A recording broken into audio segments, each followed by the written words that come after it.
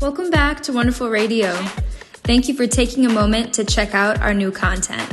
Stay locked in to meet and learn more about DiscoPennyLane for episode 57.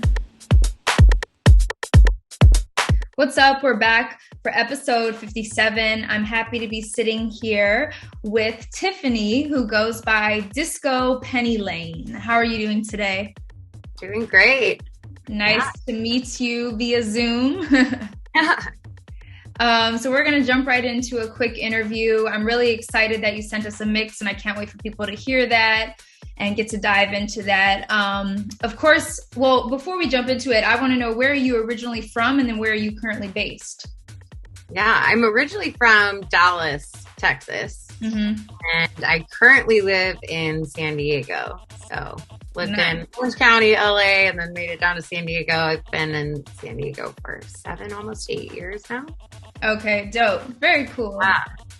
So, of course, with a fun name like DiscoPennyLane, I have to ask the story of how or why that is your artist name.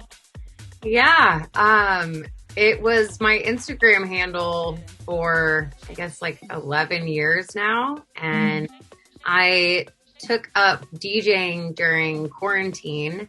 I had worked in the industry for a really long time, and I was the marketing director at Avalon in Hollywood and did some artist management, and was a writer for Joy Beat and a couple other EDM blogs way like 10 years ago. And then never really thought I would step into the artist side. And then during quarantine, I had actually just lost a baby and then got laid off, and then quarantine happened, and decided to finally learn. One of my best friends, he's like my brother, Eric, taught me how to DJ, and I just kind of focused on that and used it really therapeutically, and had put a mix out on SoundCloud. And one of my friends called me and wanted to book me for this little renegade camp out festival, and I was really nervous about it. I was like, "Are you sure? I just started." And she was like, "Absolutely." And I decided, I guess I kind of needed really a DJ name, and DiscoPennyLane was just my Instagram handle, and I decided to use it. And then I got booked a few times under it, and it just stuck. So nice. Okay, so you already just had a fun, you're like, this is my username, it was something cute and fun, and then now it's your DJ name. I love it. It's very fun. It's like, wait, DiscoPennyLane, like it's cute. So that's really cool. That I know through quarantine a lot that started like as an outlet for a lot of people who already just loved music and was like, well, let me take a stab at this. And then it flowered into a lot of cool things. So that's super dope. Yeah. Are there any upcoming gigs or places of travel you are looking forward to coming up for you as a DJ? Yeah, I just got back from LA yesterday and got to play with Christina Sky and Oliver Smith at Avalon, which was absolutely epic.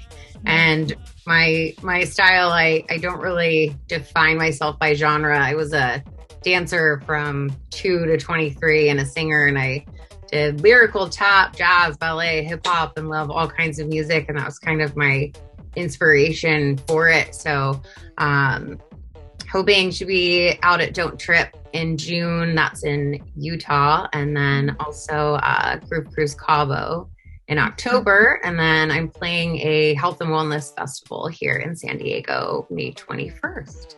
Great. Very cool. Yeah, I like to ask that because it's like, well, one, we're back open, so it's exciting to see what's coming up for people in this arena again. And two, coming into like, we're upon festival season and within festival season, like, so just, there's a lot of fun stuff coming up for summer. So that's very cool. And sounds like it's going to be good. So yeah, and I do want to ask you more about your background, your history with being a dancer too, and how that segued, but we'll jump into one more fun question first. So this is just, I've never done this before, where I'm like, instead of the typical like businessy, same old questions, I'm like, let's do a quick little blast of personal preference. So I'm just going to ask you 2 things like this or that, and you tell me which one you pick. Okay? These are always hard. Yeah, well, I'm like, I think they're kind of easy, but we'll see. They're fun though when you have to pick. So sunflowers or roses? Ooh, roses. Roses are, yeah. Okay. Dolphin or sea turtle?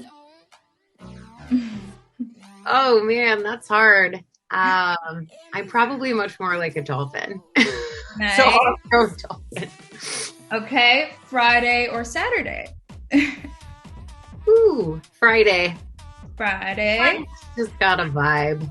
Nice, right? It's like the set to the weekend Thursday. And our last one is sweet or salty? Probably salty.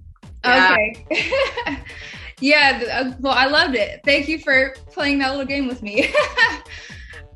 We do have one more question pertaining to your career and your history. I did see on your profile page that it says you were a dancer to DJ. So can you tell us more about your history in that world and then how the transition was going into being a DJ? Yeah. So I started dancing. I come from kind of a lineage of dancers. My grandma was a ballerina and my mom was in the San Antonio Ballet Company. And I started dancing when I was 2.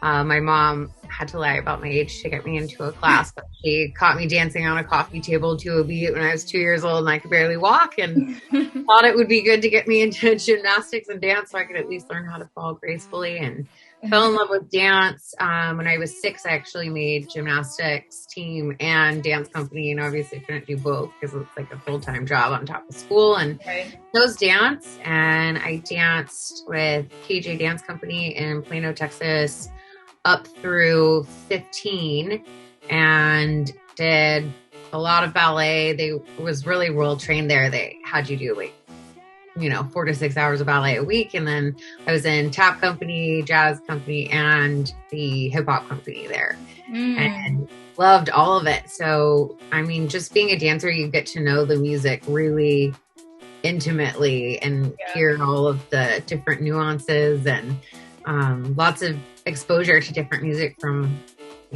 throughout history, and always loved it. I was a singer too, and then really fell in love with hip hop. I got a dance scholarship and lived in Hollywood during the summer when I was 15 at Edge Performing Arts Center, and just that next leveled my, my skills, and just showed me California and being surrounded by so many artists in such a container. It was really incredible, and decided to specialize in hip hop and more contemporary when I got back. And then I went to Dallas Powerhouse of Dance and did hip hop pretty hardcore until I was 23. And nice. Yeah, did some professional gigs with that and loved it, and got taught by just some of the best in the industry and people that were choreographers and dancers for Justin Timberlake and Janet Jackson, and was just really loved the music. And that kind of inspired a lot of my style with DJing. I like to play a lot of, G house and tech house. I love a good beat that can dance, but I also really love trance. Was my first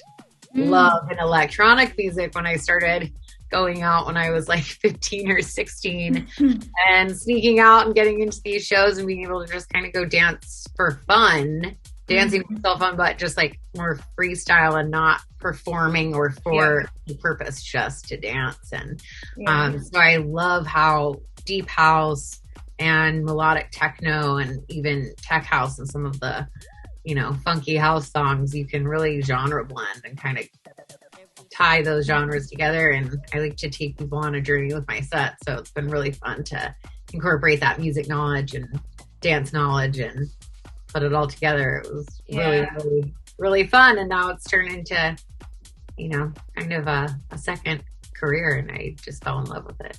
Nice. Super dope. I think that's great and it's probably pretty common, just in the different fields of entertainment and in a sense creative outlets. Being a dancer, I've known a lot of DJs that were dancers, and it, like you said, it really helps you have already a great taste and sense of like what's going to make people move and feel good, the musicality that has good energy. So that makes a lot of sense. And so do you feel like, some of that same passion of how you got to connect with music as a dancer just still comes through when you're up there, playing?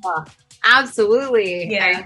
It's even more fun, I think, because it's, I'm either really moved by the music that I'm playing, and it's just cool. You get to connect and not tapping really, especially as a woman and an empath, that connectedness and really feeling what is going on in the world or emotionally with you, and tapping into that and kind of having an intention behind your sets, and being able to see people really connect with it. And it's just beautiful. And it's, you know, I was the dancer and I loved to dance back there, and now it's cool to kind of give that gift of making people, you know, either want to dance. It's sometimes, you know, a set is just like, man, people are going through a lot of stuff. They just want to like go out and get down. And then other times, you know, like especially Saturday, it was a really deep, beautiful, emotional night where it was just people dancing and feeling it and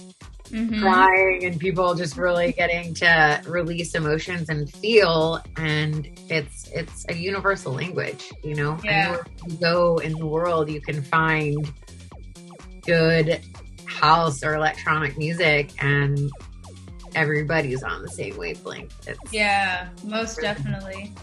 Very, very cool. Yeah, I would agree. Definitely that's probably the most empowering feeling, just knowing like house music itself, it already is just like a very high vibrational music, a feel good music, and just to connect and exchange in that way, it's like, that's, the greatest thing. Well, thank you so much for doing this quick Q&A with us, and we look forward to enjoying your mix and what you have coming up in the future. Thank you so much for being on Wonderful. Thanks for having me. Yes.